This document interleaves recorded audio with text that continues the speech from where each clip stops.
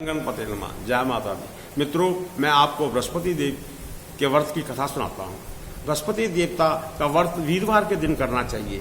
दिन में केवल एक ही बार भोजन करना चाहिए।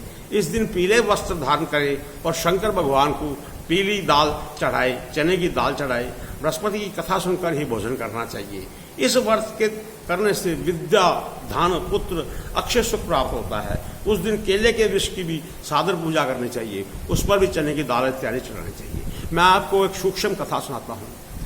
एक नगर में एक साहूकार रहता था, जिसके पास धन, धान्य, बाल गोपाल की कोई कमी न थी। लेकिन साहूकारनी जो थी वो कंजूस थी। वह कभी किसी भिखारी को भी भीख नहीं देती थी। तो उसकी इस हरकत से सभी परेशान थे।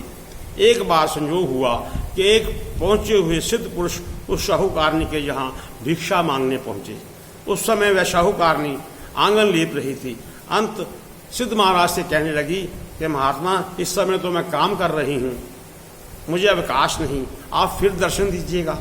साधु बाबा दुआ देते हुए चले गए। कुछ दिनों के बाद वह पुनः साधु बाबा पधारे। उस समय साहूकारनी अपने पोते को खिला रही थी। अंत उसने भिक्षा देने से फिर अपनी असमर्थता दिखाई और दिखाकर बोली, साधु बाबा फिर कभी अवकाश के समय आना। इस बार भिक्षुक का माथा ठनका। उसने साहूकारनी के इरादे का पता चला। उस साहूकारनी उस समय भी घर के किसी काम में अपने को व्यस्त रखने की कोशिश कर रही थी। साधु बाबा चिढ़ गए तो उन्होंने साहूकारनी से कहा कि मैं तुम्हें एक उपाय बताता हूँ। यदि तुम अवकाश ही अवकाश चाहती हो तो बृहस्पति के दिन देर को उठा करो, सारे घर में झाड़ू लगाकर कूड़ा एक तरफ इकट्ठा करके रख दिया करो। उस दिन घर में चौंका ना लगाया करो। स्नान आदि करने वाले इस दिन हजामत अवश्य बनाएं। भोजन बनाकर चूल्हे के पीछे रख दिया करो। शाम को काफी अंधेरा हो जाने के बाद ही दीप बत्ती किया करो। और इस दिन भूलकर भी ना पीले वस्त्र धारण करना, ना ही कुछ पीला खाना, ना ही पीली चीज खाया करो। साधु के चले जाने के बाद साहूकारनी वैसा ही करने लगी। धीरे धीरे बृहस्पति वार की उपेक्षा के अशुभ परिणाम उसके घर में उजागर होने लगे। इसके एक सप्ताह बाद वही साधु बाबा भिक्षा के लिए पुनः पधारे। उस समय साहूकारनी हाथ पर हाथ धरे खाली बैठी थी।